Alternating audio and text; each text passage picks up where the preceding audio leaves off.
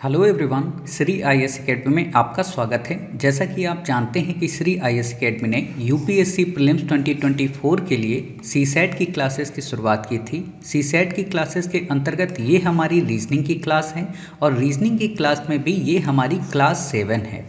Already हमारी 1 से लेकर 6 तक क्लास आ चुकी हैं। उम्मीद है कि आपने उन सभी क्लासेस को देखा होगा। हमने अपनी जितनी भी प्रीवियस क्लासेस हैं उसमें अपने टॉपिक कैलेंडर को कवर करा रहे थे, अर्थात आज ये हमारा कैलेंडर टॉपिक का अंतिम पार्ट है। और आज हम जब इस कैलेंडर को कवर कर लेंगे तो इसके बाद फिर हम अपने एक नए टॉपिक की शुरुआत करेंगे जिसका नाम है क्लॉक। ठीक है, तो उम्मीद हमें ये भी है कि आपने प्रॉपर वे से प्रीवियस सभी क्लासेस को देखकर कैलेंडर के नोट्स बनाए होंगे, कॉन्सेप्ट को समझा होगा, चीज़ों को आपने बार बार रिवाइज भी किया होगा, ताकि आपको आज जो भी हम बातें बताएंगे वो पूरी तरह से कम्प्लीटली आपको समझ में आ जाएं। ठीक है, तो आज की हम इस क्लास में क्या देखेंगे? आज की हम अपनी इस क्लास में जो लास्ट के कॉन्सेप्ट रह गए हैं, या कहें जो कॉन्सेप्ट नंबर 9, 10 रह गया है, उसे पूरी तरह से कवर करेंगे। मैंने शुरू की पहली ही क्लास में आपको बताया था कि कैलेंडर की जो क्लास है उसमें हमें 1 से लेकर 10 तक कॉन्सेप्ट पढ़ने होते हैं और कुछ मिसलेनियस में फैक्ट पढ़ने होते हैं।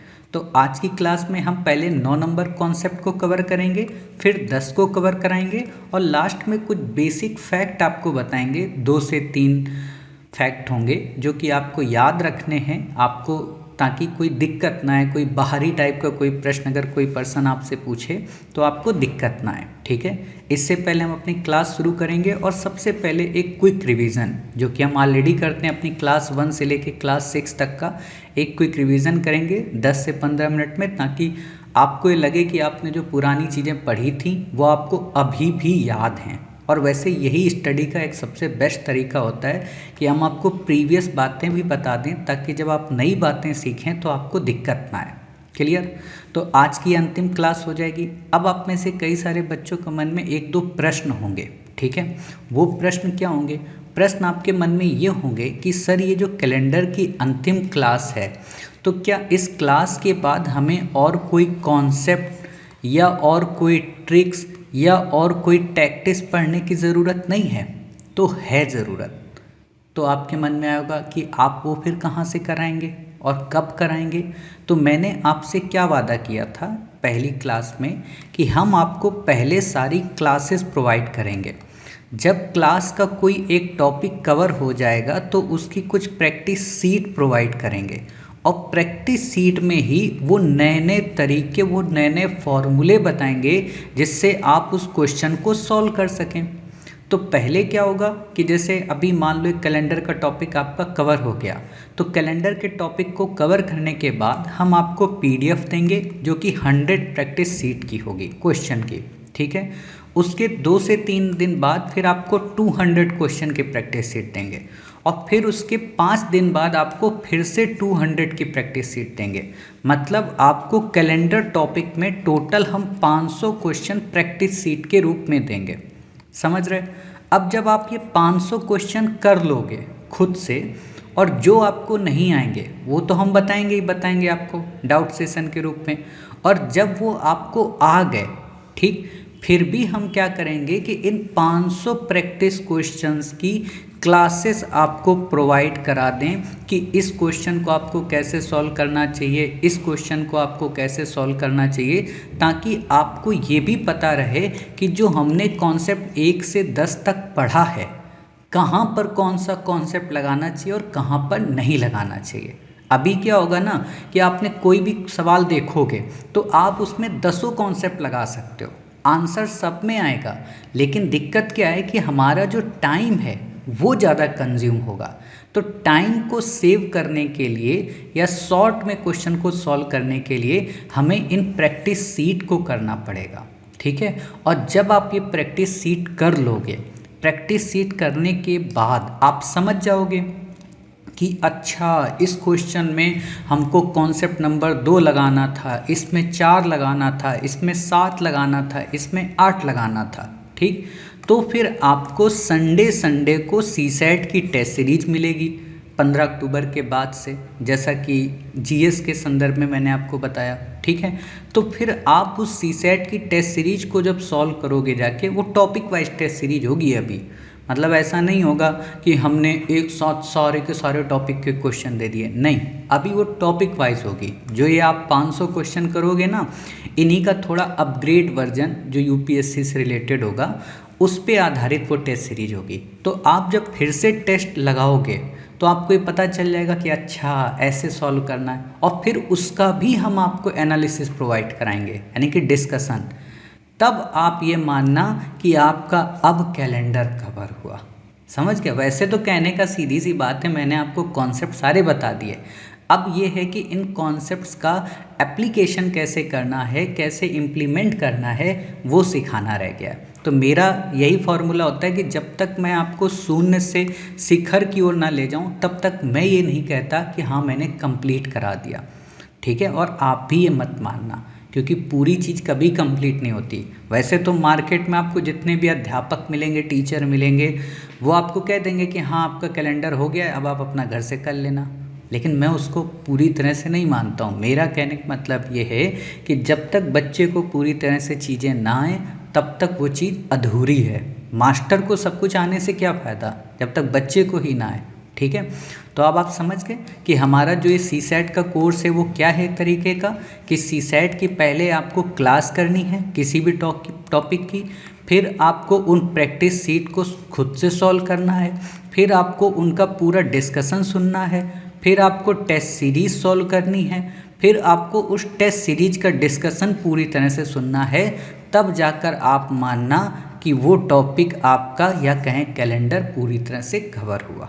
ठीक है, तो इन नियमों के आधार पे, पंचामृत के आधार पे आपकी पूरी क्लास कवर होगी। ठीक, तो अब बिना देरी किए हम अपनी पुरानी जितनी भी चीज़ें हैं उनको एक बार रिवाइज कर लेते हैं, ताकि आपको आज का कॉन्सेप्ट और आज की क्लास समझ में आए। तो हमने क्या पढ़ा था? हमने पूरी क्लास में सबसे पहले ये पढ़ा था कि जो लीप ईयर है उसको कैसे ज्ञात करते हैं, या साधारण वर्ष है उसकी क्या पहचान है। तो मैंने बोला था कि लीप ईयर उसको बोलेंगे जिसमें 4 से भाग देने पर, या कहें जिस वर्ष के अंतिम 2 अंकों में 4 का भाग देने पर संख्या पूरी तरह से विभाजित हो जाए, वो कहलाएगी लीप वर्ष। और जो विभाजित ना हो वो कहलाएगी साधारण वर्ष।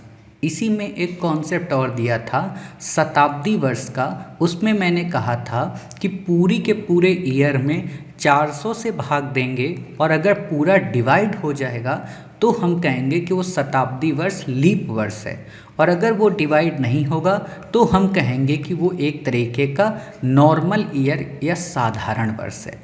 इसी में मैंने फिर आपको बताया था कि आप 400 का भाग ना देकर उस शताब्दी वर्ष के शुरू के 2 डिजिट में 4 का भाग दे देना, और अगर पूरा का पूरा चला जाए तो लीप वर्ष, और ना जाए, कुछ शेष बच जाए, तो साधारण वर्ष। क्लियर? आपने इस कॉन्सेप्ट को कर लिया था। फिर इसी दिशा में आगे बढ़ते हुए मैंने आपको दूसरा कॉन्सेप्ट बताया था कि कोई भी नॉर्मल ईयर का पहला दिन और उस ईयर का अंतिम दिन, यानी कि 1 जनवरी और 31 दिसंबर जो भी होगा वो सेम होगा। फिर मैंने इसी में एक बात बताई थी कि किसी भी ईयर जो कि लीप ईयर है उसका पहला दिन और उसी वर्ष का अंतिम दिन में 1 दिन का अंतर होगा, या कहें लगातार दिन होगा। अर्थात अगर कोई वर्ष लीप वर्ष है तो अगर 1 जनवरी को संडे होगा तो 31 दिसंबर को मंडे होगा। बट अगर वो नॉर्मल ईयर होगा तो संडे अगर 1 जनवरी को है तो 31 दिसंबर को भी संडे ही होगा। ठीक है, इतनी बातें आप समझ गए थे। फिर मैंने आपको तीसरा कॉन्सेप्ट बताया था ऑड डेज के बारे में, या कहें विषम दिनों के बारे में। विषम दिनों का आज वैसे ज़रूरत पड़ेगा कॉन्सेप्ट में। ठीक है, तो मैंने इसमें क्या बोला था? मैंने बोला था कि वो दिन जो वीक ना बना पाएँ, या कहें जो एक तरीके के सप्ताह ना बना पाएँ, उनको हम कहते हैं विषम दिन। अर्थात अगर 31 का महीना है तो हमें पता है कि 28 तक तो भाग जा रहा है, लेकिन 3 शेष बच रहे, तो ये 3 शेष कहलाते हैं विषम दिन। इसमें भी मैंने आपको बोला था कि साधारण वर्ष में 52 सप्ताह होते हैं और एक विषम दिन होता है। लीप वर्ष में 52 सप्ताह होते हैं और 2 विषम दिन होते हैं। ठीक है, इतनी बातें आप समझ गए थे। जब ये कॉन्सेप्ट आपने सीख लिया था, फिर मैंने आपको चौथा कॉन्सेप्ट बताया था कि अगर डेट सेम हो, मंथ सेम हो और ईयर आगे पीछे हो, तब हमें चीज़ें कैसे ज्ञात करनी पड़ेंगी। तब मैंने आपको यही मतलब फॉर्मूला बताया था कि आप चाहे तो ऐसे निकाल सकते हो कि एक दिन बढ़ रहा है, 2 दिन बढ़ रहा है, फरवरी को काउंट करके कि फरवरी लीप की आ रही है, साधारण की आ रही है। ये बेसिक मैंने कॉन्सेप्ट आपको बताया था और ये वास्तव में ऊपर वाले कॉन्सेप्ट से ही लिंक होता है कि 1 जनवरी को अगर ये है तो 31 दिसंबर को ये होगा। ठीक है, फिर मैंने आपको 5वां कॉन्सेप्ट बताया था कि दिन ज्ञात करना। दिन ज्ञात करने में मैंने आपको मंथ कोड बताए थे, आपको सेंचुरी कोड बताए थे, आपको ऑड डेज कह रहा हूँ, हाँ, विषम दिनों के कोड बताए थे, मतलब जो शेष आते हैं उसमें। ठीक है, मैंने आपको क्या बोला था कि जब भी लीप वर्ष अगर आपको कोड याद रखना है तो बस ये देखना कि जनवरी और फरवरी, बाकी सारे कोड मंथ में सेम रहते हैं। तो नॉर्मल ईयर का जो मंथ कोड था वो क्या था, 144, 025, 036, 146।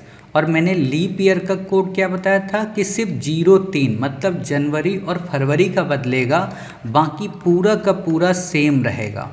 ठीक है, ये बातें मैंने आपको बताई थी। इसी में मैंने आपको बोला था कि जो सेंचुरी कोड है उसको आप बस इतना याद करो कि 0642। ठीक है, और 0642 में मैंने क्या बोला था कि आपको ये याद रखना है कि 0 1900 है और 6 क्या है 2000 है, 4 क्या है 2100 है और 2 क्या है 2200।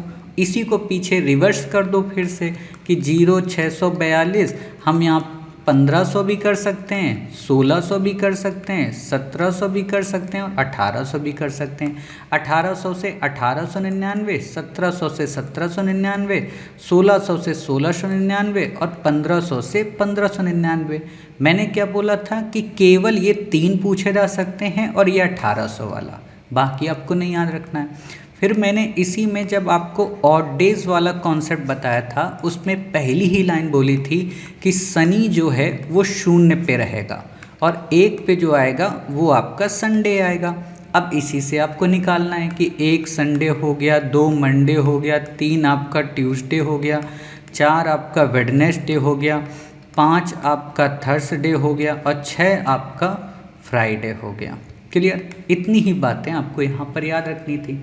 जब इतनी बातें मैंने आपको क्लियर करा दी थी, फिर मैंने आपको क्या बोला था कि नंबर ऑफ लीप ईयर कैसे ज्ञात करने, कि 4 का जितनी बार भाग जाए जो भागफल आएगा वही नंबर ऑफ लीप ईयर कहलाएंगे। मान लो अगर 16 दिया है लास्ट के 2 डिजिट में, 4 से हमने भाग दिया तो 4 बार चला गया, तो ये जो आया भागफल यही कहलाया हमारा नंबर ऑफ लीप ईयर। ठीक, इसी में मैंने आपको एक फॉर्मूला भी बना दिया था कि डे बराबर आपको ऊपर 5 चीज़ें रखनी है, नीचे आपको 7 रखना है। 5 में क्या क्या रखनी थी, डेट रखनी थी, मंथ कोड रखना था, सेंचुरी कोड रखना था, लास्ट 2 डिजिट रखना था और नंबर ऑफ लीप ईयर रखना था। अपॉन यहाँ पे 7 कर देना था। जो भी रिमेनिंग आएगा उसके हिसाब से आपको अपना दिन ज्ञात कर लेना था।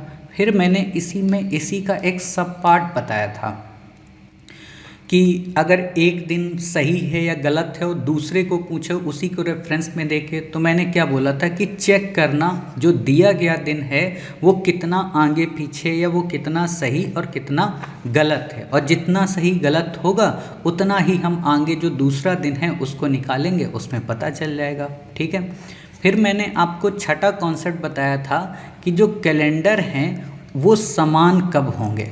तो मैंने इसका सिंपल सा उत्तर दिया था कि जो ये हमारा 144, 025, 036, 146 ये जो कोड है, अगर ये मंथ कोड जिनके बराबर हैं वो कैलेंडर समान होंगे। जैसे यहाँ पे फरवरी, मार्च और नवंबर का कैलेंडर समान होगा, ठीक है, यहाँ पर जनवरी और अक्टूबर का समान होगा। ये चीज़ें मैंने बताई थी। फिर मैंने आपको 7वां नंबर कॉन्सेप्ट क्या बताया था कि जहाँ आपको वर्ष ना बताया जाए, केवल ये बता दिया जाए कि फलाने महीने की तारीख को ये दिन था, तो पीछे की तारीख को या आगे की तारीख को कौन सा दिन होगा। ठीक है, तो उस पर मैंने क्या बोला था कि इस कोड से अंतर करना। अगर आपको दिया है कि 5 सितंबर को सोमवार था, तो 16 अक्टूबर को कौन सा दिन होगा, तो आप क्या करना, बस इस कोड से डिफरेंस कर देना, जितना अंतर आएगा उसी को वहाँ पर ऐड कर देना। समझ गए, ये बेसिक बातें मैंने आपको बता दी थी। अब बात आती है 7वें कॉन्सेप्ट के बाद 8वें कॉन्सेप्ट की। इसमें मैंने क्या बोला था कि कौन सा कैलेंडर कब रिपीट होगा, तो मैंने इसका एक फॉर्मूला दिया था। क्या फॉर्मूला दिया था, फॉर्मूला ये दिया था कि जो लास्ट के 2 डिजिट आए उसमें आप 4 से भाग देना, और जो भी शेषफल आए, शेषफल मतलब 0, 1, 2, 3, इससे ज़्यादा आएगा नहीं। ठीक है, तो ये अगर 3 शेषफल आते हैं तो तीनों की अपनी कंडीशन है। क्या कंडीशन है, अगर 0 आएगा तो उसमें 28 जोड़ देना, अगर 1 आएगा तो उसमें 6 जोड़ देना, और अगर 2, 3 आएगा तो उसमें 11 वर्ष जोड़ देना। और मैंने इसको विद प्रूफ करके आपको दिखा दिया था। ठीक है, अब जो हमारी आज की क्लास है, ठीक है, अब डालो आप हेडिंग, आज की क्लास यानी कि कॉन्सेप्ट नंबर 9। ठीक है, इस कॉन्सेप्ट 9 में आज हम ये देखेंगे कि किसी भी महीने में कितने सोमवार आ सकते हैं, कितने मंगलवार आ सकते हैं, कितने रविवार आ सकते हैं, कितने बुधवार आ सकते हैं, कितने गुरुवार और कितने शुक्रवार या शनिवार। ठीक है, जैसे कई बार प्रश्न आता है ना कि इस महीने की पहली तारीख सोमवार है, तो बताइए इस महीने में कुल कितने सोमवार आएंगे, और वो महीना आपको नाम दे दे, तो फिर वहाँ पर आप कैलेंडर नहीं बनाओगे कि आप कैलेंडर लिखो 1, 2, 3, 4, 5, 6, 7 और फिर यहाँ पे लिखो मंडे, फिर यहाँ पे लिखो ट्यूसडे, और फिर एक एक करके जोड़ो। ये तरीका होता है इसका। ठीक है, वो तरीका हम आपको बताएंगे। ठीक, तो आपने क्या किया, कॉन्सेप्ट 9 डाला, हेडिंग आपने, चलिए कॉन्सेप्ट 9 हेडिंग के बाद अब यहाँ पे लिख तो लो ये कॉन्सेप्ट 9 है किस चीज़ का, फिर हम आगे की बातें आपको बताएं। ठीक है, लिखो यहाँ पे नोट, कॉन्सेप्ट 9 है क्या, किसी माह में कितने रविवार, कितने सोमवार, कितने मंगलवार, कितने बुधवार, मतलब ये पूरे के पूरे 7 आप मान लो। ठीक है, कितने बृहस्पतिवार या कहें कितने गुरुवार, ठीक है, कितने शुक्रवार एवं कितने शनिवार होंगे, कितने शनिवार होंगे। ये हमारा कॉन्सेप्ट है 9 नंबर। ठीक है, एक काम और आप करना, जैसे जब ये पूरी क्लास कवर हो जाए ना, ये पूरी, वैसे तो मैंने आपको रफ कॉपी बोली थी, है ना, और फेयर करने को बोला था, तो आप ये करना कि जब ये कैलेंडर का टॉपिक ये जो शुरू हो, वैसे तो मैंने शुरू में शायद मुझे लगता है मैंने कराया था कि कॉन्सेप्ट 1 से लेके 10 तक की लिस्ट बना लेना पहले ही पेज में, जब कैलेंडर मैंने शुरू कराया है। ठीक है, ताकि आप जब पहला ही पन्ना देखो ना पहली क्लास का, तो आपको पता रहे कि आपका पूरा का पूरा जो कैटलॉग है, सिलेबस है, वो क्या है। ठीक है, और एक और काम करना कि 10 नंबर तक की, 1 से लेके 10 नंबर तक का कॉन्सेप्ट बना के अपने रूम पे दीवार पे चिपका लेना, ताकि आपको ये पता रहे कि अच्छा इतना कॉन्सेप्ट है। और एक और चीज़ कर लेना, अगर खुद दीवार पे नहीं चिपका सकते हो, क्योंकि मुझे जहाँ तक लगता है कि आप लोगों के घर बड़े प्यारे होते हैं, बड़ा मतलब पेंटिंग एंटिंग होती है, हमारे घर में नहीं चिपकाने दिया जाता है, तो आप कहाँ से होगा। ठीक है, तो अगर ना चिपकाया जाए तो आप अपने पास रखना फाइल में, या स्टेपल करके सामने टेबल पे, जब भी आप पढ़ने जाओ तो आप उस चीज़ को एक बार देख लो कभी भी, तो आपको ये कॉन्सेप्ट रट जाएंगे, जैसे मुझे रटे हुए हैं कि मैंने कब कौन सा कॉन्सेप्ट कवर कराया था और उसकी क्या क्लियरिटी थी। ठीक है, तो ये आपने लिख लिया, किसी माह में कितने रविवार, कितने सोमवार, कितने मंगलवार और कितने बुधवार व कितने गुरुवार, शुक्रवार और शनिवार होंगे। इस चीज़ को हम आपको कवर कराएं, इससे पहले एक बात बताते हैं। बात क्या है, आप मुझे एक बात बताओ इमेजिन करके, पूरे के पूरे महीने जितने भी होते हैं वो कितने प्रकार के महीने हो सकते हैं, मतलब कि एक महीने में कितने दिन हो सकते हैं अधिकतम से अधिकतम, या कितने प्रकार के महीने होते हैं। तो बचपन में आपने एक चीज़ तो पढ़ी होगी, उंगलियों में करके आप लोगों ने देखा होगा कि एक तो 31 का महीना हो सकता है, ठीक है, एक आपका 30 का महीना हो सकता है।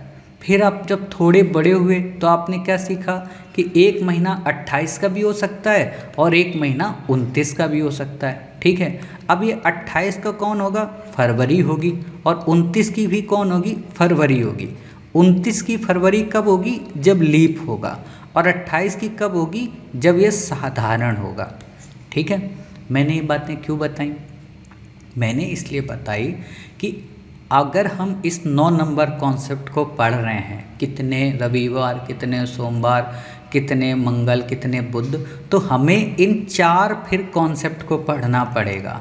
यानी कि 31 तारीख में कितने सोमवार, मंगलवार, बुधवार होंगे, ये देखना पड़ेगा। 30 के महीने में कितने सोमवार, मंगलवार होंगे, ये देखना पड़ेगा। 28 के महीने में कितने होंगे और 29 में कितने।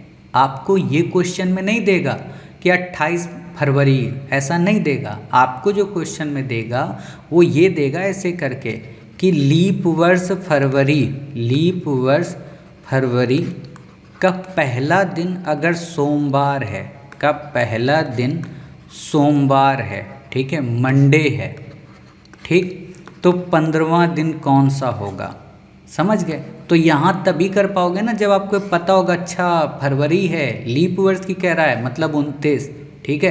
अब आपको पता है कि 29 की फरवरी होती है और इसने कह दिया पहला दिन ही सोमवार है, तो अब आप ये काउंट कर लोगे ना कि पहला अगर सोमवार है तो टोटल सोमवार कितने आएंगे, टोटल मंगलवार कितने आएंगे, टोटल बुधवार कितने आएंगे, और डायरेक्ट आप अपने क्वेश्चन में पहुंच जाओगे, ठीक है। यह क्वेश्चन यहाँ पर ये घुमा देगा कि अगर पहला दिन सोमवार है तो बताइए इस महीने में कितने सोमवार आएंगे, ठीक है। तो हर तरीके से प्रश्न आपको पूछा जाएगा। तो आप ये जान गए कि हमें टोटल 4 महीनों को देखना है, ठीक। तो हम क्या करते हैं, सबसे पहले क्या करते हैं, सबसे पहले हम आपको एक पूरा नॉर्मल कैलेंडर दिखाते हैं बना के, और फिर उसके बाद 31 में कितने हैं, 30 में कितने हैं, 28 में, 29 में कितने हैं, वो आपको बताते हैं, ठीक है। आप ये कैलेंडर बनाइए, अपनी कॉपी में बनाइए। यहाँ लिखिए वीक का दिन, संडे, मंडे, ट्यूसडे। आप सीधा बनाना, मैं तिरछा लिखता हूँ क्योंकि मेरी मजबूरी है, क्योंकि मुझे एक हाथ लेफ्ट हैंड से लिखता हूँ ना, तो पैड में दिक्कत होती है। Sunday, Monday, Tuesday, Wednesday, Thursday, Friday and Saturday, ठीक है, ये लिखा। अब यहाँ पर संडे के आगे लिखो 1, मंडे के 2, 3, 4, 5, 6, 7, मतलब कैलेंडर बनाना है आपको।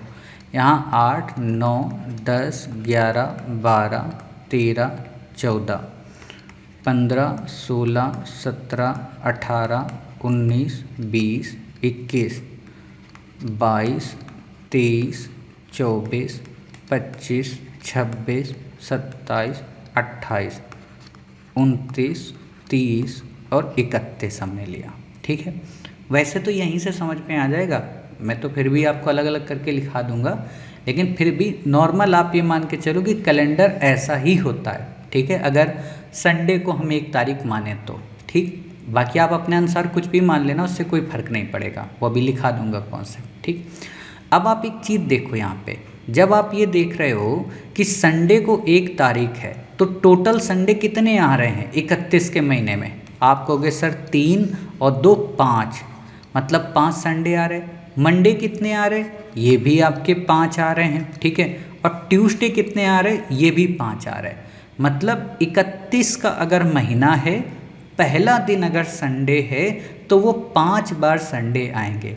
अब यहाँ पर अगर पहला दिन मंडे हुआ तो 5 मंडे आएंगे, पहला दिन ट्यूसडे हुआ तो 5 ट्यूसडे आएंगे, पहला दिन वेडनेसडे हुआ तो 5 वेडनेसडे आएंगे। कहने का मतलब कोई भी पहला दिन होगा तो वो 5 आएंगे।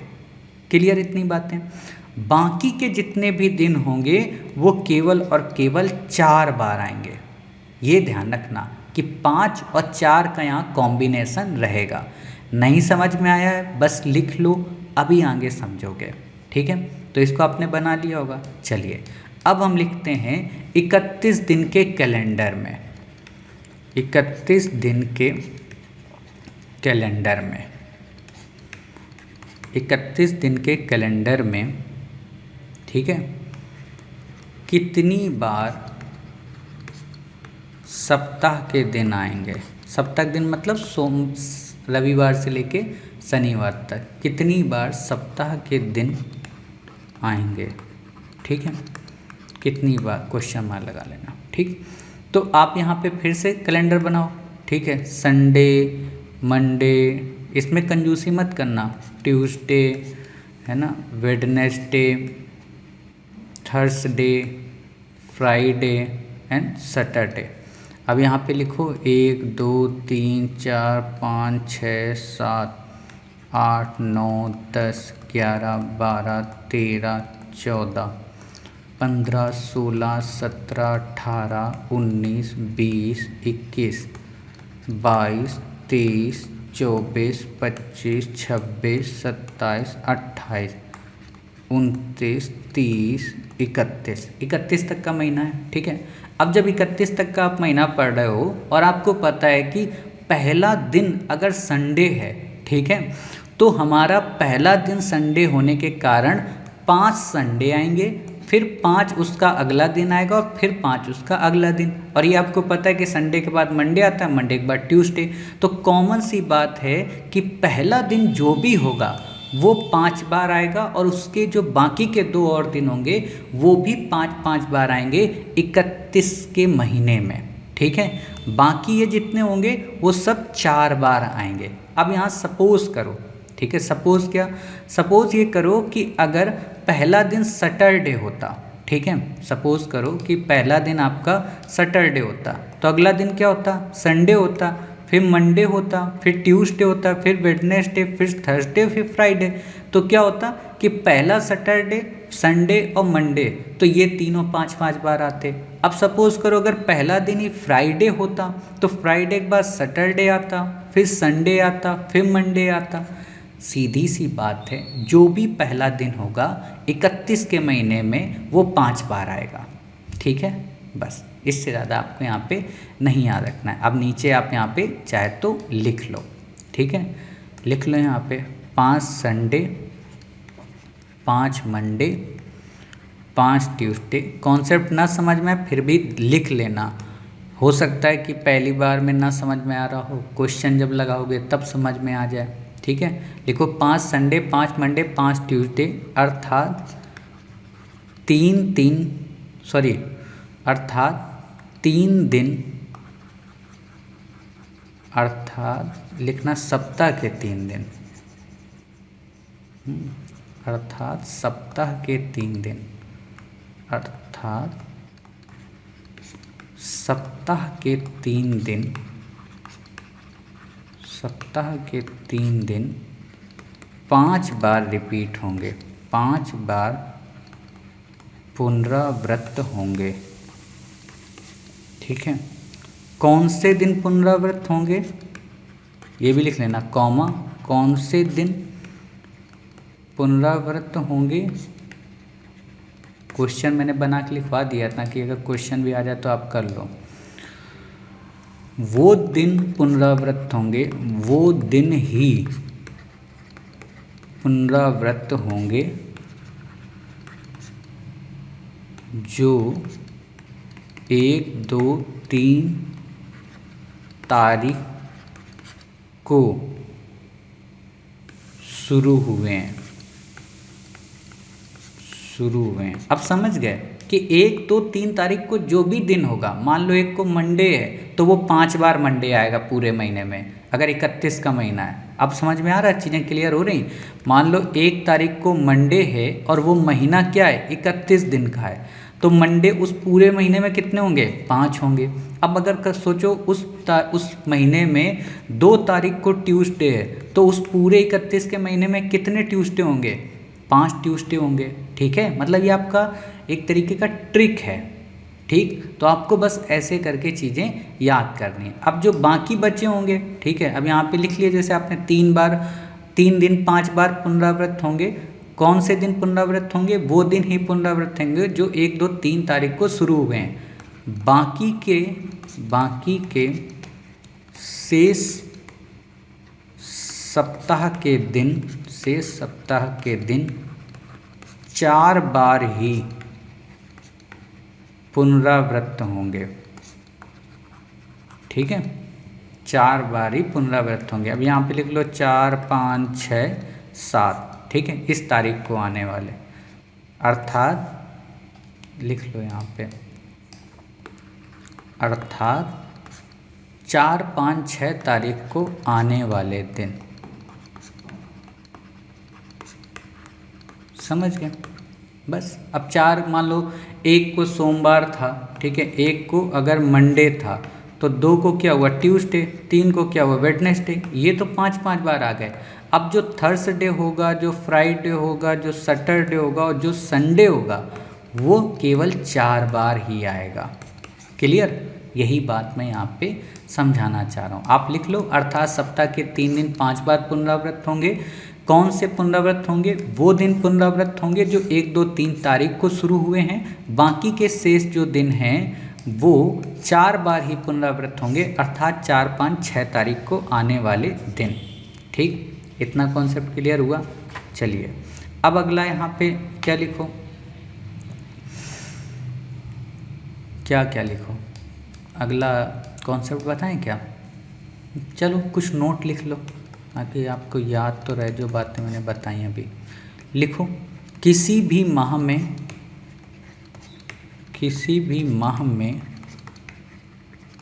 कितने थर्सडे स्लैश लिखना, फ्राइडे, सैटरडे होंगे, है ना। मतलब सैटरडे डैश करके लिख लो, सोमवार, मंगलवार सारे ही लिख लो, वरना आप फिर इन्हीं 3 को रटोगे, है ना। कहोगे कि सर यही चीज़ें आपने बताई थी, बाकी तो आपने बताया नहीं था। कई बार ये भी होता है बच्चों के साथ। ठीक है, कितने थर्सडे, फ्राइडे, सैटरडे, संडे, ठीक है, मंडे, ट्यूसडे, वेडनेसडे, ठीक है, वेडनेसडे होंगे, यह उस महीने में आपको 2 बातों से पता चलेगा। 2 बातों से पता चलेगा। ठीक है, 2 बातों से पता चलेगा। पहला, महीना कितने दिनों का है। दूसरा, 1, 2, 3 तारीख को कौन से दिन हैं, कौन से दिन हैं। समझ गए? सिंपल सी वही बातें हैं कि महीना कितने दिनों का। अब कुछ बच्चों को ना कहो महीने ही ना पता हो, तो भैया लिख लो, ये चीज़ भी लिख लो। फिर वहाँ पे आप उंगली करोगे, मतलब वो होता है ना, उंगली में कहते हैं मुट्ठी में बांध के फिर देखते हो ना कि जो नीचे है वो 30 और ऐसे करके, तो लिख लो भैया, आप महीना भी लिख लो कैलेंडर में। हाँ, पता नहीं मैं पूरी चीज़ें आपको पढ़ा दूँ, लास्ट में यही पता चला कि राम और सीता कौन थे, इनकी कहानी क्या थी, है ना, पूरी रामायण ख़त्म हो गई। ठीक है, तो लिखो भैया, पहला महीना जो आता है वो जनवरी का आता है। लिख लो साधारण वर्ष में। ठीक है, मतलब सब में एक ही होता है। ठीक है, साधारण वर्ष इस लिखा है ताकि दिन पता रहे। जनवरी, फरवरी ये लिखना है चाहे भले आपको आता हो। मार्च, अप्रैल, ये कायदे से मुझे पहली क्लास में लिखाना था। ठीक है, मार्च, अप्रैल, मई, जून, ठीक है, जून, जुलाई, अगस्त,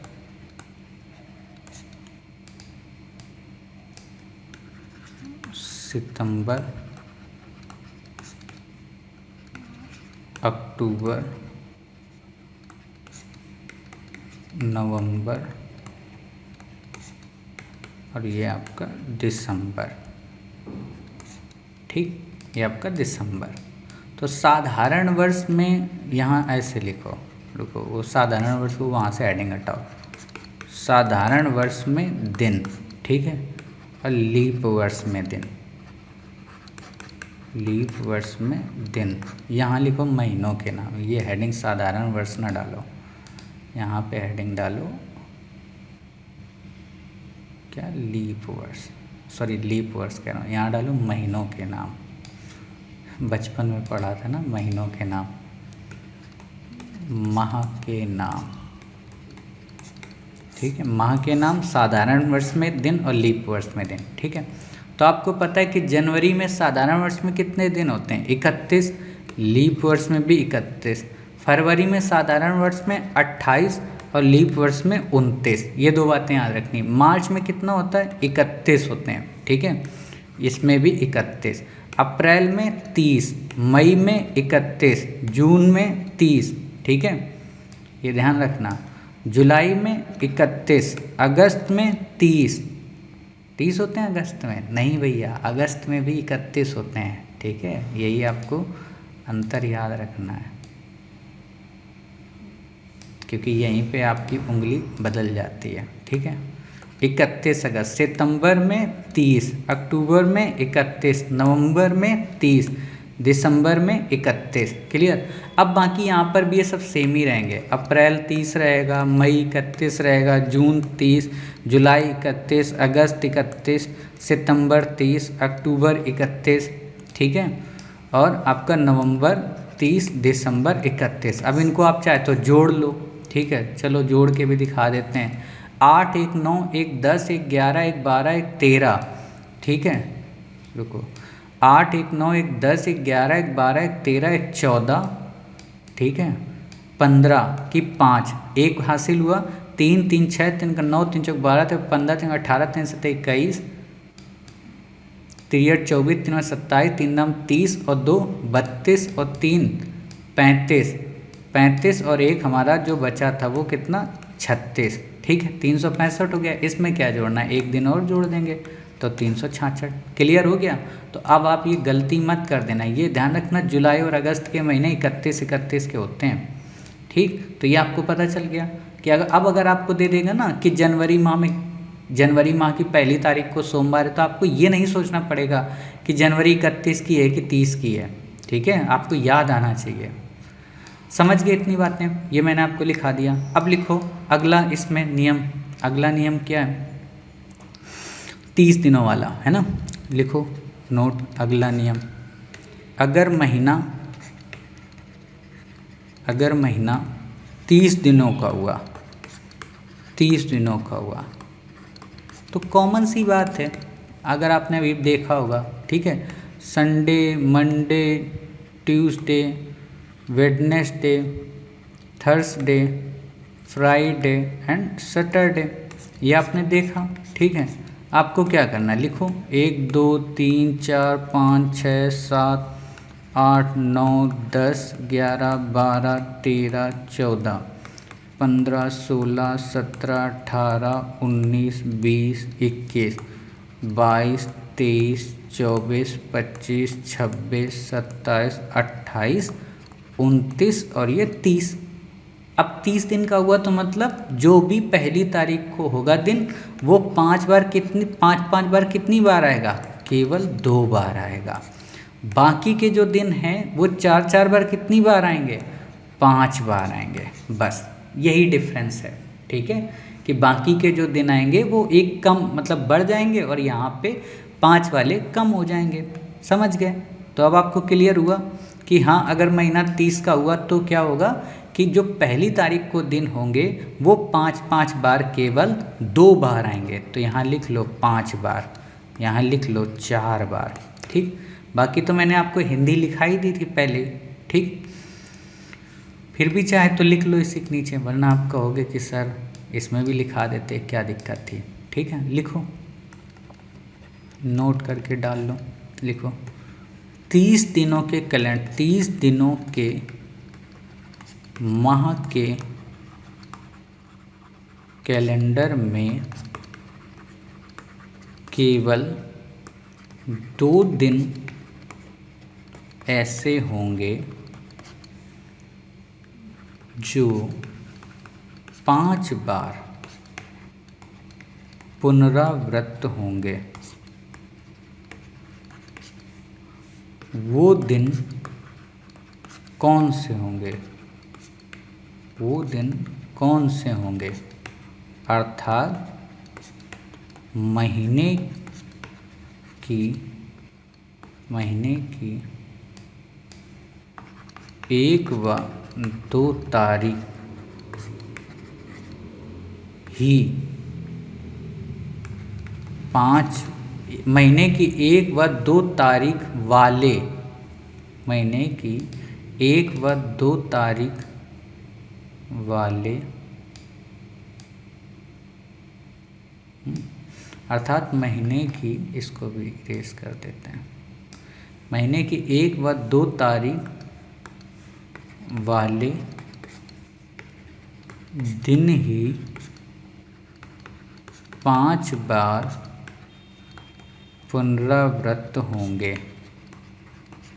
ठीक है, मतलब जो भी 1 और 2 तारीख को दिन होगा वही बस 5 बार आएंगे। ठीक, बस इससे ज़्यादा आपको याद नहीं रखना है। अगला लिखो, है ना, क्योंकि फिटनेस टाइम हो जाएगा आपका और इसी में उलझे रहोगे। अगला लिखो, अगर महीना 29 दिनों का हुआ तो बिल्कुल सिंपल सी बात है, इस पे भी संडे लिखो, मंडे लिखो, ट्यूसडे लिखो, वेडनेसडे। इतना तो आप लोगों ने कभी नहीं लिखा होगा मुझे जहाँ तक पता है, और इतना ना मैंने आज तक लिखा 2021 के बाद से, जितना मैं इस बार लिख रहा हूँ, क्योंकि मैं नहीं लिखूँगा तो आप भी नहीं लिखोगे। Sunday, Monday, Tuesday, Wednesday, Thursday, Friday, Saturday लिखो। 1 2 3 4 5 6 7 8 9 10 11 12 13 14। अब ऐसे भी लिख सकते हो 7 14 7 21 7 चौक 28। ठीक है, अब यहाँ पे 8 आ गया, यहाँ 15 16 17 18 19 20 21 22 23 24 25 26 एंड 27 एंड 28, और एक आपका 29। क्लियर। तो अब आप एक बात बताइए, 29 में 5 बार कितनी बार आएगा? एक ही बार। ठीक है, 5 बार केवल एक ही बार आएगा, यानी कि पहली तारीख को जो दिन होगा 29 के महीने में केवल वही 5 बार आएगा। ठीक है, बाकी जितने के जितने दिन हैं वो सब 4 बार ही आएंगे। तो ये ध्यान रखना कि 30 का जो महीना होगा उसमें कितनी बार आएंगे? उसमें केवल 2 बार आएंगे। 31 का जो महीना होगा उसमें कितनी बार आएंगे? 3 बार आएंगे। और 29 का जो महीना होगा उसमें केवल 1 बार आएगा। ठीक है, तो लिख लो यहाँ पे इसको भी हिंदी में। मुझे नहीं लगता अब आपको बार बार समझाने की जरूरत पड़ रही होगी। 29 दिनों के कैलेंडर में केवल एक ही दिन ऐसा होगा जो 5 बार पुनरावृत्त होगा, अर्थात जिसकी तारीख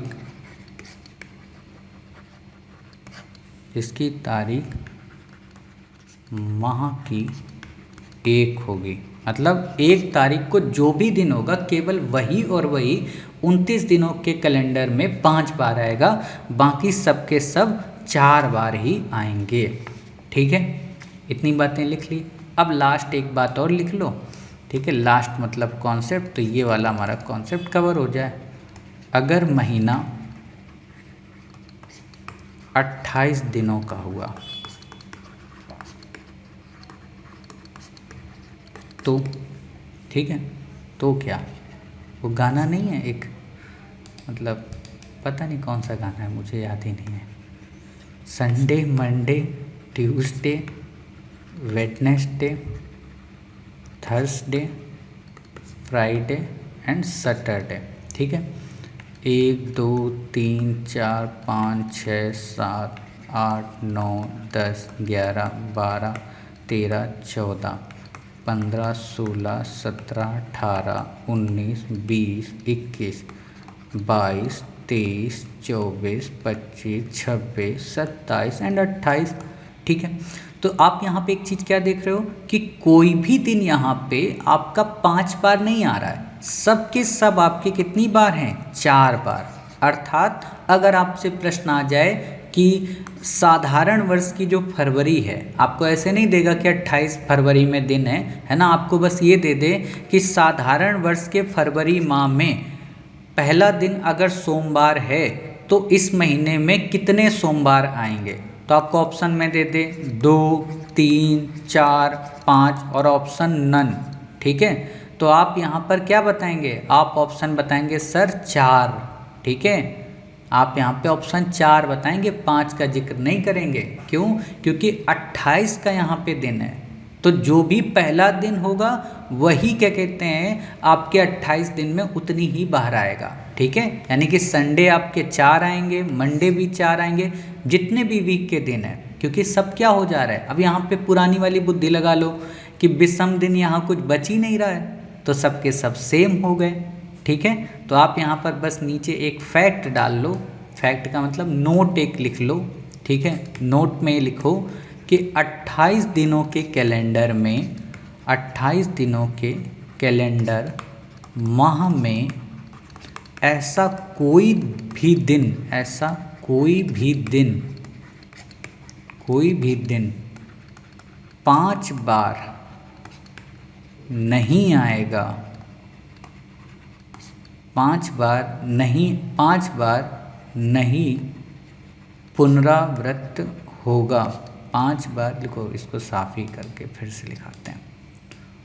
5 बार लिख लो कि 28 दिनों के कैलेंडर माह में ऐसा कोई भी दिन 5 बार पुनरावृत्त नहीं होगा, भले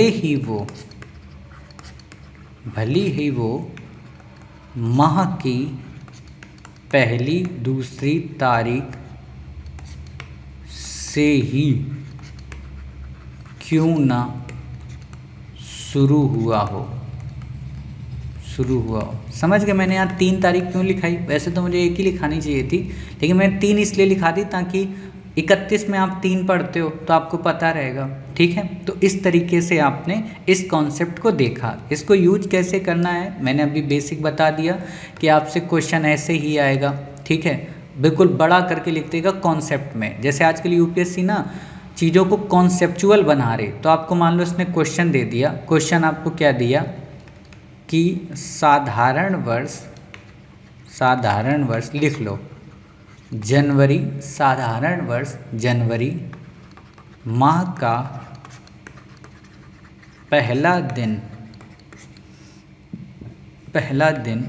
बुधवार है, पहला दिन बुधवार है, तो बताएं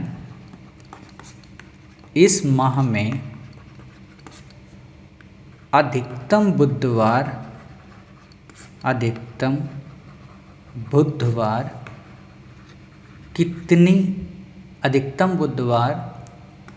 कितनी बार आएगा, ठीक है, अधिकतम बुधवार कितनी बार आएगा। ठीक, तो आपको ऑप्शन में क्या दिया है, 6 बार, 7 बार, 4 बार और यहाँ पे नन। ठीक, तो अब आपको क्या करना है, आपको बस 2-3 चीज़ें देखनी है, हल करो, हल लिखो, मतलब यहाँ पे क्या करना है, पहले आप वीडियो को पॉज करो, आंसर दो इसका क्या होगा। ठीक है, उम्मीद है कि आपने इसका आंसर दे दिया होगा।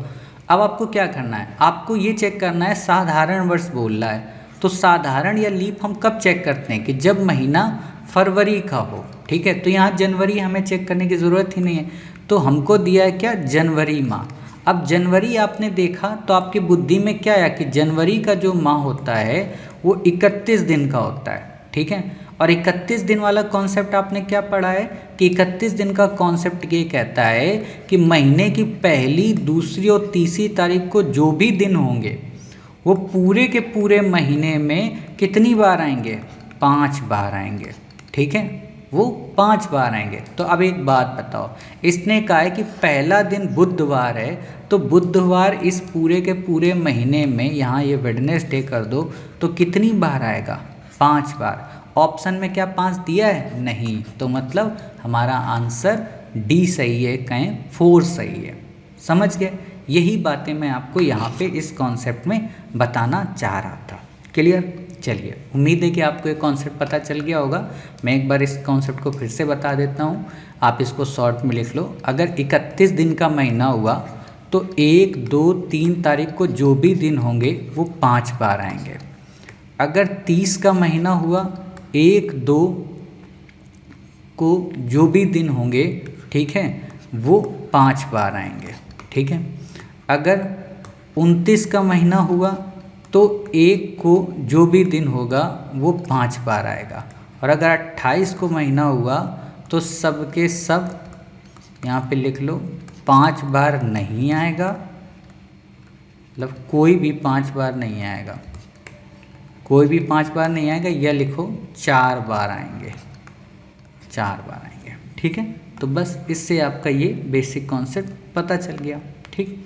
अब हम अपने बिल्कुल लास्ट मतलब हवाबाजी वाले एक कॉन्सेप्ट को और कर लेते हैं। वैसे वो वाला कॉन्सेप्ट आपको आता होगा, लेकिन फिर भी मैं चाहता हूँ कि आप इस कॉन्सेप्ट को कर ही लो। कॉन्सेप्ट नंबर 10, वैसे मैंने इसको विषम दिनों वाले में कराया था, ठीक है। इसमें लिखो कॉन्सेप्ट में, इसमें क्या आएगा, है ना, इसमें आएगा कि आज कोई भी दिन हो, आज या लिखो, रुको रुको रुको रुको रुको, भाषा बनाने में टाइम लगता है थोड़ा सा, क्योंकि मैं जिस भाषा में पढ़ा हूँ उसका मतलब ये थोड़ा ना कि आपको भी उसी भाषा में लिखा दूँ, ठीक। लिखो आज या कल, आज या स्लैश आज स्लैश या, मतलब आज या कल या आज स्लैश कल, जो भी दिन हो, जो भी दिन हो उसको ध्यान में रखकर, उसको ध्यान में रखकर अगला स्लैश पिछला दिन ज्ञात करना, पिछला दिन ज्ञात करना, ठीक। आज या कल जो भी दिन हो उसको ध्यान में रखकर अगला या पिछला दिन ज्ञात करना, ठीक है। या कहें कुछ दिनों के बाद, कुछ दिनों के बाद या पहले दिनों को ज्ञात करना, लिख लो, है ना, कुछ दिनों के बाद या पहले दिनों को ज्ञात करना। क्या है क्वेश्चन, तब आपको समझ में आएगा, ठीक है। लिखो एग्जाम्पल, या आपने लिख लिया, आज या कल जो भी दिन हो उसको ध्यान में रखकर अगला या पिछला दिन ज्ञात करना।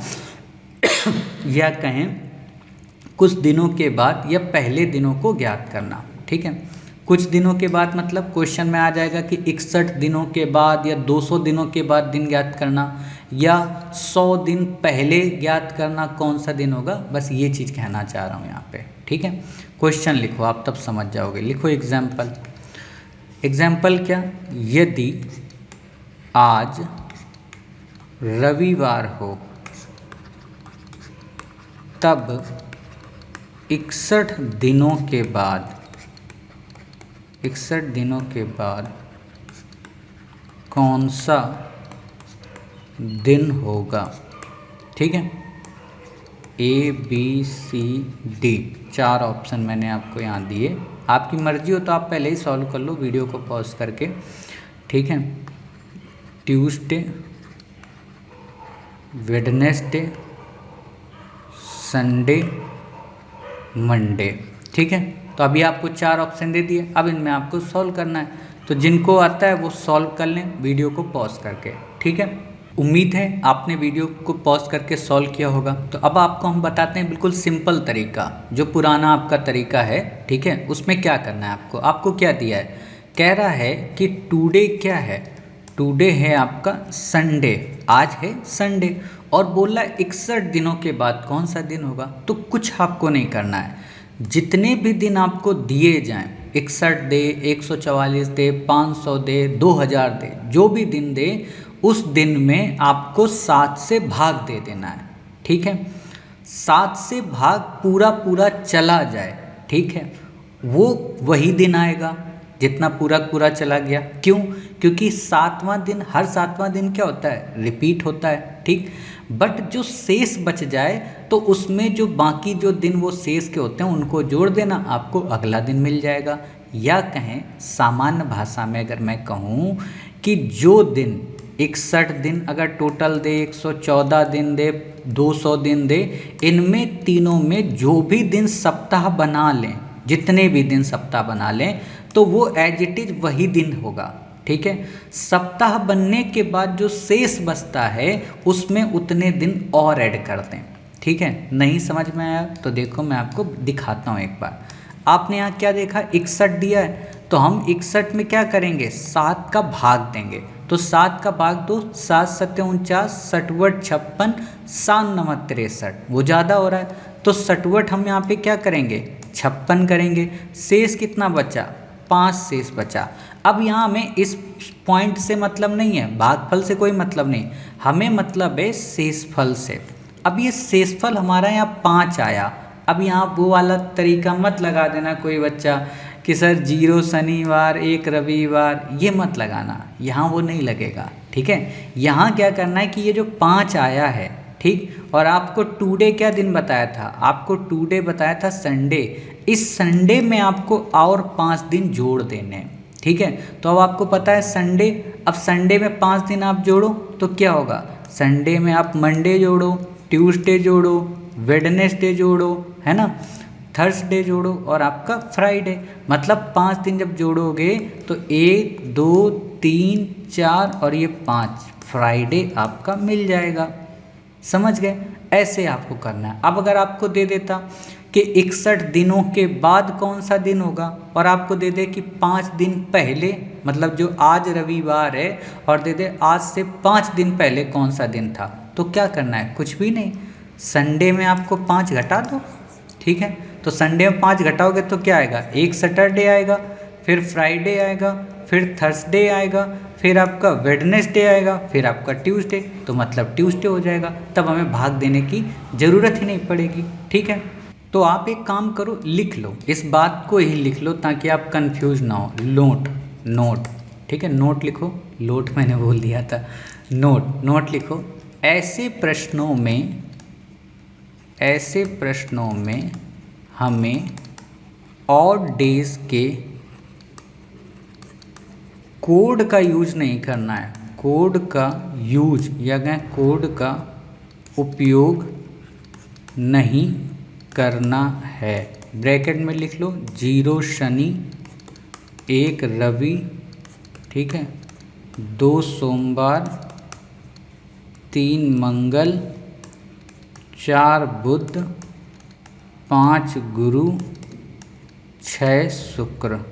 ठीक है, इनका नहीं करना है कोड का, बल्कि 7 से किसी भी संख्या में अधिकतम भाग देने पर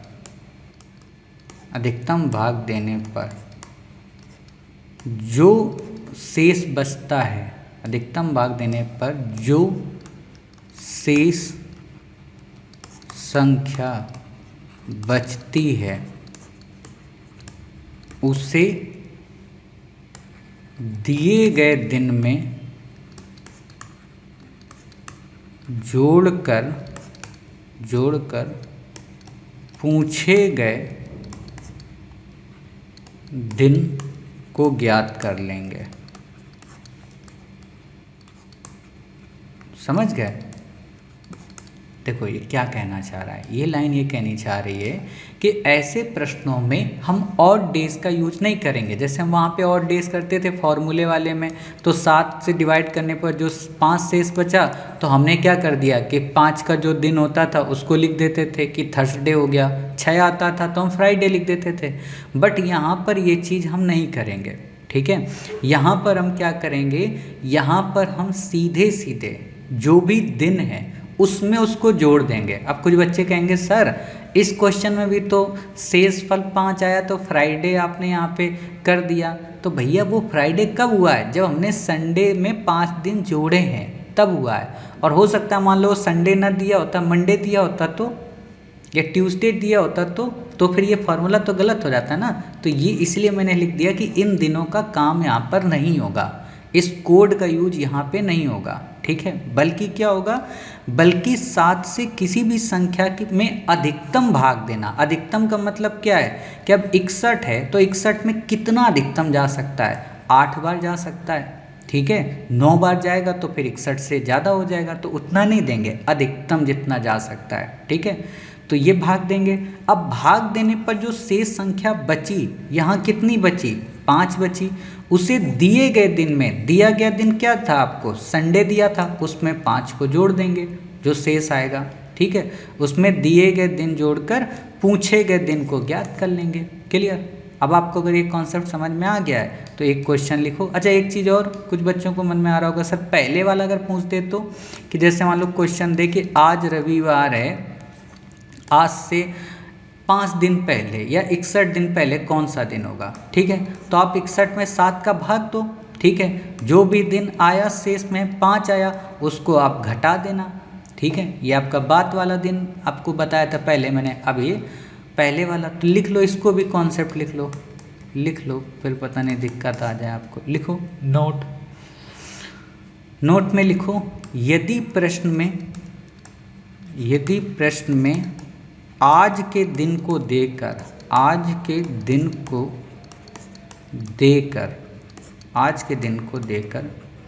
पहले के दिनों को पूछा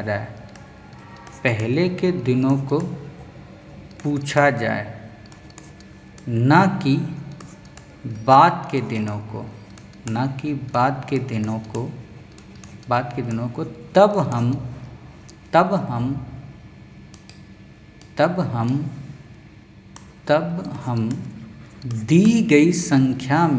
तब हम दी गई दिनों की संख्या में 7 का भाग देकर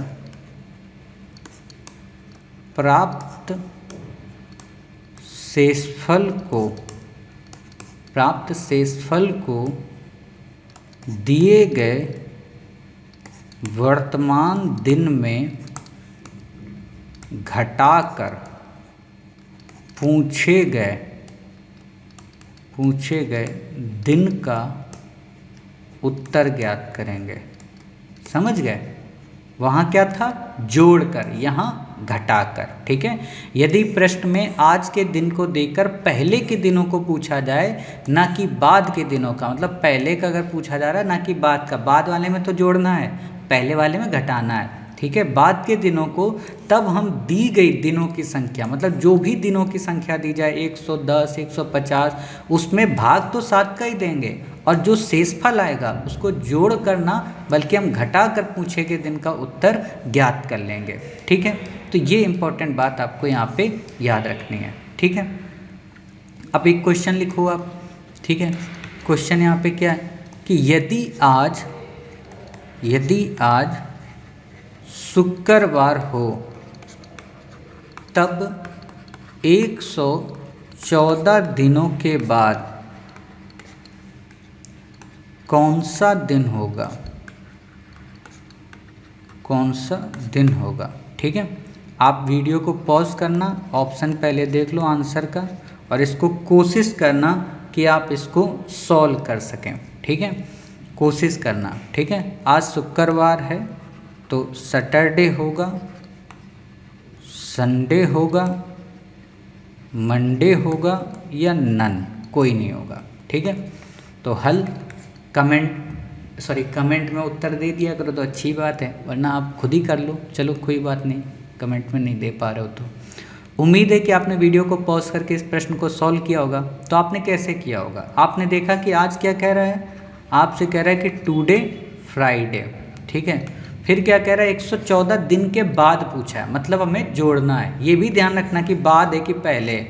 पता नहीं आपसे पूछ रहा है बाद और आप निकाल दे रहे हो पहले का, या पूछ रहा है पहला और निकाल दे रहे हो बाद का। तो आपको क्या करना है? कुछ नहीं, 114 दिन में सबसे पहले क्या करना है, 7 का भाग देना है। तो 114 में 7 का भाग दोगे तो कैसे दोगे? पहले इन दो संख्या में दो, 11 में। तो 7 एकम 7, कितना बचा? 4 बचा। इस 4 को कॉमन लिया तो 7 का भाग दो 44 में, तो 7 छंग 42, शेष कितना बचा? 2। तो अब 2 शेष बचा है, तो हमें क्या करना है, फ्राइडे में केवल और केवल 2 ऐड कर देना है, ठीक है। अब फ्राइडे में 2 को आप ऐड करोगे तो बताओ बाबू कितना आएगा? सोमवार? नहीं सर, सैटरडे एंड संडे, यानी कि संडे आएगा, अर्थात हमारा आंसर बी सही होगा। क्लियर? तो ऐसे इस प्रश्न के क्वेश्चंस को करना होता है, ठीक। अब मान लो थोड़ा सा यूपीएससी क्वेश्चन और ट्रिपिकल बना दे, ठीक है। ट्रिपिकल क्या करेगी? आपकी बुद्धि के साथ खेलने के लिए ट्रिपिकल बना दे। क्या क्वेश्चन आपको बना दे? आपको क्वेश्चन मान लो बना के यूपीएससी दे दे कि यदि आज शुक्रवार हो तब 20 सप्ताह 114 दिनों के बाद कौन सा दिन होगा? कौन सा दिन होगा, ठीक है। तब 20 सप्ताह 114 दिनों के बाद कौन सा दिन होगा? आंसर में सैटरडे, संडे, मंडे, नन, ठीक। ज्ञात नहीं किया जा सकता मतलब, ठीक। उम्मीद है आप इसको सॉल्व करेंगे, ठीक है। करके देखो, फिर मैं तो आपको बताऊंगा इसका सही आंसर कैसे निकालना है, ठीक। उम्मीद है कि आपने इस वीडियो को पॉज करके इसको सॉल्व किया होगा और आपने आंसर प्राप्त भी कर लिया होगा। तो आपको क्या करना है? कुछ भी नहीं करना है, आपकी बुद्धि का दही कर रहा है। क्या है? मैंने आपको क्या बोला, इसमें आपको दिया क्या है? टुडे दिया है आपको फ्राइडे, ठीक है। और आपसे पूछा क्या है कि 20 सप्ताह और 114 दिनों के बाद।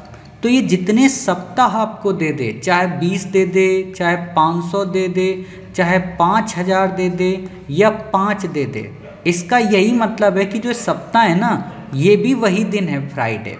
तो आपको यहाँ ज़्यादा सोचना नहीं, क्योंकि प्रॉपर सप्ताह बन ही गया है, तो वो दिन तो रिपीट हो ही गया ना। तो यहाँ पर ये बुद्धि नहीं लगानी है आपको कि सर 20 सप्ताह को पहले निकालें, क्या नहीं निकालना है। 20 सप्ताह का मतलब ही है कि वो फ्राइडे ही है। 20, अब यहाँ 21 सप्ताह दे देता तो भी फ्राइडे ही होता, ठीक है। तो बाकी जो सप्ताह नहीं बच रहा है, अरे जैसे आप समझते हो ना कि 52 सप्ताह एक दिन, तो ये एक दिन करके 7 साल में 7 बन जाते हैं ना।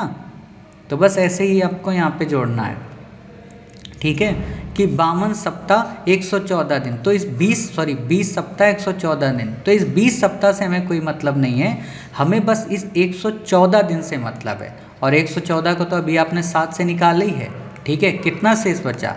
2 आपका शेष बचा, तो इसका आंसर क्या आएगा? इसका भी आंसर संडे होगा। मतलब आपको सप्ताह का टेंशन नहीं लेना है, ठीक है। अब आप लिख लो यहाँ पे लास्ट ये लाइन इसकी कि नोट, ऐसे प्रश्नों में आपको कितने भी सप्ताह दे दे, कितने भी सप्ताह का जिक्र करे, आपको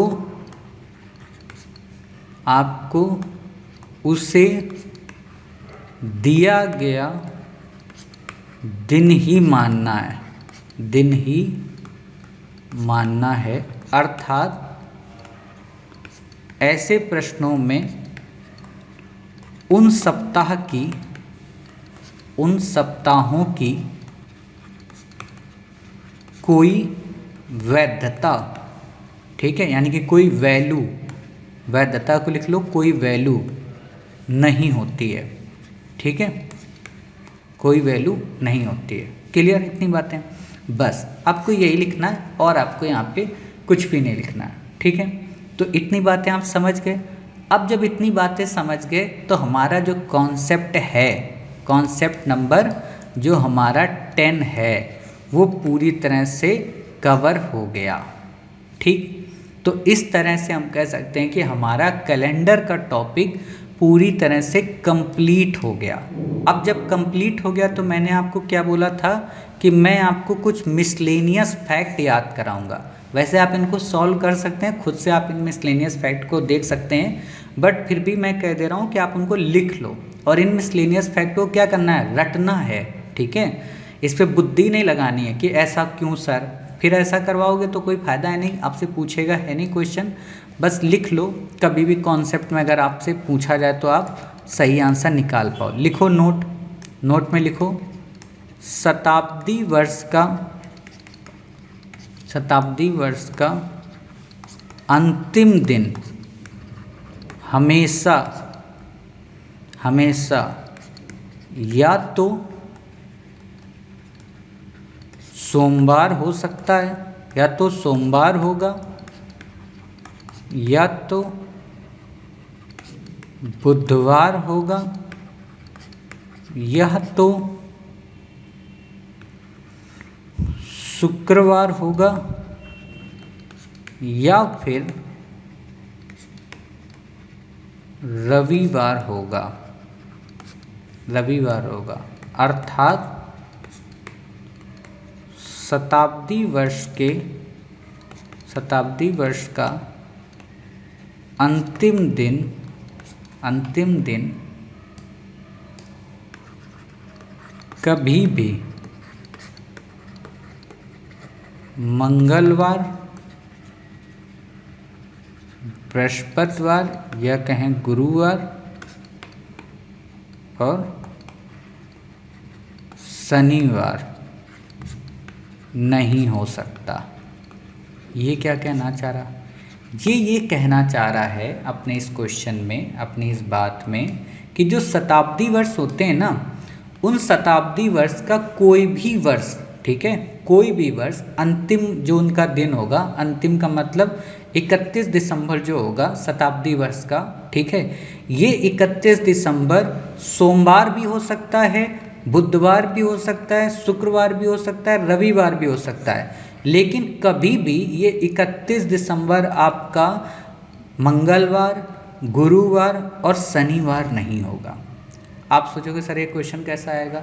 ऐसे ही आएगा कॉन्सेप्ट के रूप में कि शताब्दी वर्ष का अंतिम दिन निम्न में से कौन सा हो सकता है या निम्न में से कौन नहीं हो सकता है, ठीक है। तो आप बता देना कि कौन सा हो सकता है। तो आपको ये चारों के चारों पता है कि ये 4 हो सकते हैं, 3 आपको पता है कि ये नहीं हो सकते, तो 3 आपको देगा नहीं होने वाले, 1 देगा आपको होने वाला, या 2 आपको देगा नहीं होने वाला, 1 होने वाला और 1 नन, ठीक। तो आप अपना बता देना। ये ग्रुप में क्वेश्चन आ जाएगा कि इनमें से कौन शताब्दी वर्ष में होगा, जैसे G20 का क्वेश्चन आया ना करंट अफेयर्स में, तो बस वैसे ही आपसे पूछा जा सकता है, ठीक। चलिए अब एक और फैक्ट लिखो नोट। जैसे क्वेश्चन आ सकता है कि 100 वर्षों में कितने, ये तो वैसे पहली क्लास में लोग पढ़ाते हैं लेकिन मैं इनको इम्पोर्टेंट नहीं है इसलिए लास्ट में रखता हूँ। 100 वर्षों में कितने लीप वर्ष होते हैं, ठीक है, क्वेश्चन मार्क लगाओ। तो आपको क्या करना है, लीप वर्ष कैसे ज्ञात करोगे?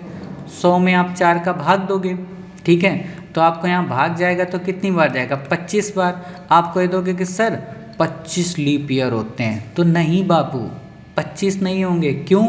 क्योंकि ये 100 है ना, 100 को हम क्या बोलते हैं हिंदी में, 100 को शताब्दी बोलते हैं। और शताब्दी में क्या नियम लगता है कि शताब्दी में 4 का भाग नहीं दिया जाता है बल्कि 400 का दिया जाता है, ठीक। तो 400 का जब भाग देंगे तो क्या 100 में 400 का भाग जा रहा है? तो नहीं जा रहा। या कहें 10 में 4 का भाग जा रहा है? तो नहीं जा रहा है। तो जब नहीं जा रहा है तो आप एक बात बताओ, क्या बात बताओ, कि जब भाग नहीं जा रहा तो लीप नहीं होगा। तो 100 के पहले तक जितना है, 100 के पहले तक कितना है 96 तक, तो 96 तक भाग जा रहा है, यानी कि 96 में 4 का भाग दोगे तो कितने लीप वर्ष हो गए 24।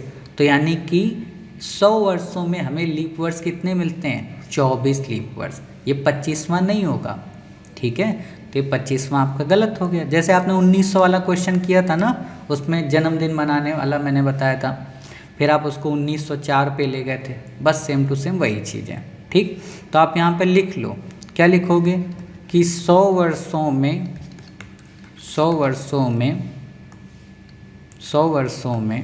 अधिकतम 96 लीप वर्ष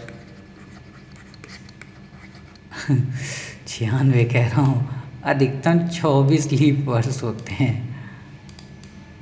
अरे भाई, और ये ना लास्ट है तो दिमाग थक चुका है पूरी तरह से। वो इससे भी कोई भी चीज़ होती है कि अब तो लास्ट है, बस ख़त्म हो रहा है, ठीक है। 100 वर्षों में अधिकतम 24 लीप वर्ष होते हैं, कारण 100वां वर्ष शताब्दी वर्ष है, जिसमें 4 का भाग ना देकर 400 से भाग देना पड़ेगा, ठीक, क्लियर हो गया। तो अब आपको ये पता चल गया कि 100 वर्षों में कितने शताब्दी वर्ष हैं, तो आपने बता दिया 100 वर्षों में कितने लीप वर्ष हैं, आपने बता दिया 24। अगला क्वेश्चन आप करके बताओ, 400 वर्षों में कितने लीप वर्ष होंगे। 100 वर्ष का मैंने बता दिया, 400 वर्ष का आप बता दो। 400 वर्षों में कितने लीप वर्ष होते हैं, ए 96, बी 97, सी 100, डी नन, ठीक। आप बताओ। उम्मीद है कि आपने इस वीडियो को पॉज किया होगा, पॉज करके इसका आंसर निकाला होगा। आप में से अधिकांश बच्चों ने बड़ा अच्छा दिमाग लगाया होगा कि जब 100 में 24 होते हैं, ठीक है, तो 400 में कितना हुआ 24 × 4 मतलब 96, यानी कि 96 वर्ष हो गए। नहीं भैया, ये गलत है। क्यों गलत है? आप यहाँ पर क्या कह रहा है, 400 वर्षों में कितने शताब्दी वर्ष, तो 100 वर्ष हो गए, 200 वर्ष हो गए, 300 वर्ष हो गए, और ये 400 वर्ष। हमें क्या पता है 100 वर्ष में कितने 24, 200 वर्ष में भी 24, 300 में भी 24, लेकिन 400 में कितने होंगे 25। क्यों? क्योंकि 400 शताब्दी और इसमें 400 का भाग देंगे, पूरा का पूरा कट जाएगा, ठीक है। तो इसमें 400वां वाला भी, मतलब जैसे 396 तक तो होंगे ही होंगे, साथ ही जो 400वां नंबर है वो भी लीप वर्ष है। तो यहाँ हो गए 25, तो इनको अब आप प्लस कर दो, तो आपको कितना पता चला, आपको पता चला 97। या फिर आप ये भी कर सकते हो कि आपको 400 वर्ष दिए हैं, ठीक है, 400 वर्ष दिए हैं, आपको एक चीज़ ये पता है कि 400 हैं, ठीक है। 400 में आप क्या करो, 400 में आप ये मान के चलो कि सब में 25-25 होते हैं, ठीक है। तो 400 में 25-25 100 हो गए। अब इसमें आप 3 को घटा दो, शुरू के 100, 200, 300 वाले को, तो जो आपका आ गया 97 वर्ष आ गया, ठीक है। जैसे मैंने आपको पढ़ाया था ना कि 2000, तो 2000 में आप 400 का भाग दोगे तो ये लीप वर्ष बन जाता है, लेकिन 1900 आपका लीप वर्ष नहीं बनता है। जिसमें मैंने एक लाइन लिखाई थी कि हर शताब्दी वर्ष लीप वर्ष नहीं होता है, वही शताब्दी लीप वर्ष होती है जिसमें 400 का भाग चला जाए या शुरू के 2 अंकों में 4 का भाग चला जाए। समझ गए? तो बस ये चीज़ें को रिपीट हो रही हैं, ठीक है। तो ठीक, अब अगला लिख लो यहाँ पे क्वेश्चन, क्या 400 वर्षों में 29 तारीख कितनी बार आती है। 400 वर्षों में 29 तारीख कितनी बार आती है, ठीक है। तो आप इसका आंसर मुझे दो कमेंट बॉक्स में कि 400 वर्षों में 29 तारीख कितनी बार आएगी। आप ये तो 5000 बार, ठीक है, 600 बार, 700 बार और आपका 4497 बार। ठीक, तो ये आपका है। अब आप बताइए इसमें कितनी बार 29 तारीख आएगी।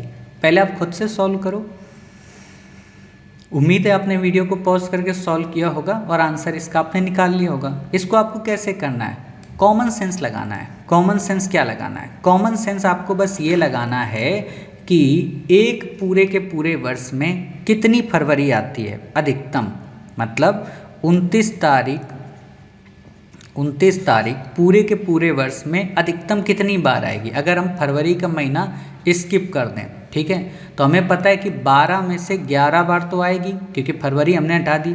तो एक वर्ष में फरवरी हमारी आ रही कितनी, 11 बार। तो 400 वर्ष में फरवरी कितनी आएगी, 11 × 400, तो कितना हुआ, 11 चौको 4400। ठीक है, अब ये 4400 आपको पता चल गया कि 4400 यहाँ पे आ गई। अब एक बात बताओ कि 29 फरवरी कब आएगी, जब वो महीना लीप का होगा। लीप वर्ष हमें पता है कि 100 वर्षों में कितने होते हैं, 24, 200 में 24, 300 में 24 और 400 में 25वां भी जोड़ देंगे तो टोटल 97। यानी कि 400 वर्षों में लीप वर्ष कितने हुए, 97।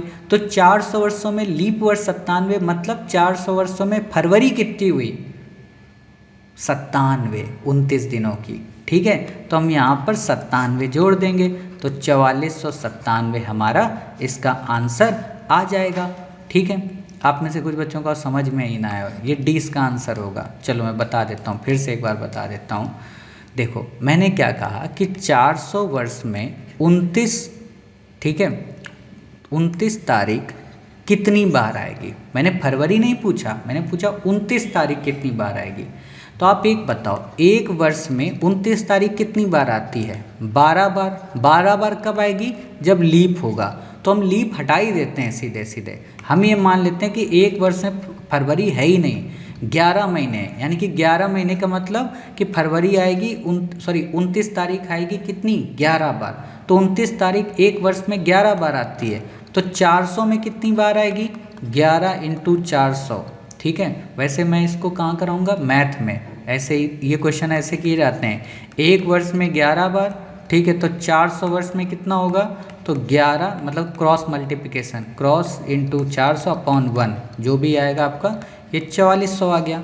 अब हमने देख लिया 11 का, 12वें का कैसे चेक करें, लीप। तो हमें पता है कि 400 वर्षों में लीप वर्ष कितने होते हैं, 97 लीप है, मतलब फरवरी 29 की होगी। ठीक है, तो 97 फरवरियाँ यहाँ पे हम जोड़ देंगे, फरवरियाँ है ना, तो 4497। ना समझ में आए रट लेना, ना समझ में आए वीडियो को फिर से देख लेना, क्योंकि मुझे जहाँ तक लग रहा है वीडियो की लेंथ बड़ी हो गई है तो आपका दिमाग थक गया होगा। ठीक है, लास्ट हमारा आज का क्वेश्चन, लास्ट इस टॉपिक का क्वेश्चन, 1901 से 2000 के मध्य। ऐसे क्वेश्चन आपको प्रैक्टिस सीट में मिलेंगे तो वहाँ पे भी खूब सारे कराएंगे। ठीक है, 1901 से 2000 के मध्य कितने लीप वर्ष होंगे। मैं इसलिए करा दे रहा हूँ ना, ताकि आप क्वेश्चन देखो कहोगे सर ये तो पढ़ा ही नहीं था, तो कहूँगा ये तो शिकायत ना करो आप। ठीक है, तो 1901 से 2000 के मध्य कितने लीप होंगे, तो आपको पता है कि 1901 से 2000 के मध्य कितने लीप होंगे। कुछ बच्चे को वैसे जोड़ें कि सर 99 हैं, अब 99 में 4 का भाग देंगे। अरे भाई ये कुछ नहीं करना है आपको। आपको क्या करना है, ये देखना है कि 1901 से 2000, आपको पता है कि 2000 क्या है, शताब्दी है, और शताब्दी में भी क्या है, ये एक लीप वर्ष है। ठीक है, क्यों, क्योंकि इसमें 400 से भाग चला जाएगा या आगे के 2 डिजिट में 4 का भाग चला जाएगा। तो आप बताओ कि 2000 तो एक लीप वर्ष हो गया। ठीक, अब हमारे पास कितने दिन बच रहा है, हमारे पास बच रहा है 98। 98 में आप 4 का भाग दो। ठीक है, तो आप 4 का भाग दोगे, 24 चौको 96 होता है, तो 24 वो एक ये हमारा, तो 25 हमारे यहाँ पे क्या होंगे, लीप वर्ष होंगे। ठीक है, तो ये फैक्ट भी याद रखना है, यहाँ 24 मत कराना। हाँ, यहाँ पर अगर 1801 से 1900 होता तो 24 आते हैं। ठीक, तो ये बातें आपको याद रखनी है। तो इस तरीके से हमने अपनी कैलेंडर की क्लास को पूरी तरह से कवर किया, स्वाहा। ठीक है, अब हम मिलेंगे अपनी नई क्लास, नया टॉपिक क्लॉक में। आप इसके नोट्स बनाए होंगे, अच्छी बात है, नहीं बनाए तो बना लीजिए, रफ को फेयर कर लीजिए, बार बार चीज़ों को रिवाइज कीजिए। जब ये क्लास कम से कम आप 2 बार देख लें, अगर समझ में नहीं आई है तो, अगर एक ही बार में चीज़ें समझ में आ गई हैं, कॉन्सेप्ट रटे हैं, तब तो कोई दिक्कत नहीं, और नहीं रटे हैं तो एक बार क्लास और देखने के बाद ही आप प्रैक्टिस सीट के क्वेश्चन सॉल्व करना। जब उनको सॉल्व करना, पूरे के पूरे 100 के 100 की जो लिस्ट दें, 100 आपने किए, 100 आपको, अगर 100 में से अगर आपको 10-15 क्वेश्चन जो नहीं आ रहे, आप हमको टेलीग्राम पे मैसेज करके लिस्ट बना के भेज दो, सर फलाने नंबर से लेके फलाने नंबर तक के क्वेश्चन नहीं आते। जैसे मान लो 1 से लेके 100 नंबर तक है, आपको हो सकता है कि 25वां ना आ रहा हो, 32वां ना आ रहा हो, 38वां ना आ रहा हो, तो आप लिस्ट बनाना कि सर इतने नंबर वाले क्वेश्चन हमको नहीं आ रहे, तो मैं आपको उनका सलूशन दे दूंगा। और वैसे भी इन सब का सलूशन आएगा ही आएगा, तो अगर आपका नहीं आता है आप उसको वेट करना, जब सलूशन पूरा आ जाए उससे मिला लेना, गलती कहाँ कर रहे हो वो चीज़ आप देख लेना, ठीक है। एक तो ये तरीका। दूसरी बात उन बच्चों के लिए जो बच्चे ये वीडियो 2 महीने बाद, 5 महीने बाद, 6 महीने बाद या प्रीलिम्स के 10 दिन पहले देख रहे हैं या 1 साल बाद देख रहे हैं, उनसे रिक्वेस्ट ये है कि आपको ये जो प्रैक्टिस सीट चाहिए होगी, तो आप क्या करें, नीचे जो लिंक दी गई है टेलीग्राम चैनल की, उस टेलीग्राम चैनल पर ज्वाइन करें और वहाँ पर एनी टाइम, जैसे मैंने ये क्लास रिकॉर्ड की है 29 सितंबर 2023 को, और आप अगर 29 सितंबर 2024 को देख रहे हैं, तो उसी दिन आप हमको टेलीग्राम पे मैसेज करोगे तो हमारी टीम की ओर से ये PDF विदिन 2 आवर्स के अंदर अंदर आपको भेज दी जाएगी। किसकी? प्रैक्टिस सीट की। अगर आप मांगोगे ना सर कैलेंडर की प्रैक्टिस सीट चाहिए, या जितने भी टॉपिक आगे आते जाएंगे उन सब की, वो आपको वहाँ पे मिल जाएगी, ठीक है। तो आपको ये परेशान नहीं होना कि प्रैक्टिस सीट मिलेगी कि नहीं मिलेगी, हमने तो उस समय क्लास देखी नहीं थी 29 सितंबर को, बिल्कुल भी नहीं। आप जब तक जीवन में जीवित रहें, धरती पे रहें, ठीक है, और हम भी जब तक रहेंगे तब तक आपको हम एक PDF इसकी प्रोवाइड करा देंगे, ठीक है। तो उम्मीद है मेरी बातें समझ के प्रैक्टिस सीट आपको मिल जाएगी। इससे ज़्यादा क्या, क्लास वैसे भी काफ़ी ज़्यादा टाइम की हो गई, ठीक। तो फिर मिलते हैं अगले नई क्लास में, या कहें क्लास 8 में, एक नए टॉपिक के साथ, क्लॉक के साथ, आपके जीवन की घड़ी को ठीक करने के लिए। तब तक अपना ख्याल रखिए, स्वस्थ रहिए। जय हिंद, जय भारत, वंदे मातरम, भारत माता की जय।